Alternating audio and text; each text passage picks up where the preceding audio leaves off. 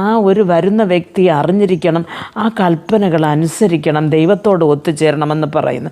പ്രിയ ദൈവൻ, അതേപോലെ നാം നമ്മുടെ പ്രവർത്തനങ്ങൾ, നാം ഒരു അന്യജാതിക്കാരുടെ ഇടയിൽ പോകുമ്പോൾ നമ്മുടെ ആ ഒരു അവർ ദൈവത്തെ അറിയാത്തവരാണ്, അതുകൊണ്ട് അവരോടുകൂടെ ചേർന്ന് എന്തുമാകാമെന്ന് ഒരു ദൈവ പൈതലിന് കൽപ്പനയില്ല.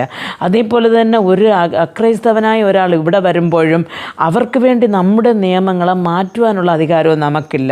ആയതുകൊണ്ട് ദൈവ പൈതലേ, നമുക്കും ദൈവ പൈതലായിരിക്കുന്ന നമുക്ക് ഏത് കൽപ്പന ഇരിക്കുന്നോ, നമ്മോടുകൂടെ വരുന്ന അടുത്ത ഒരു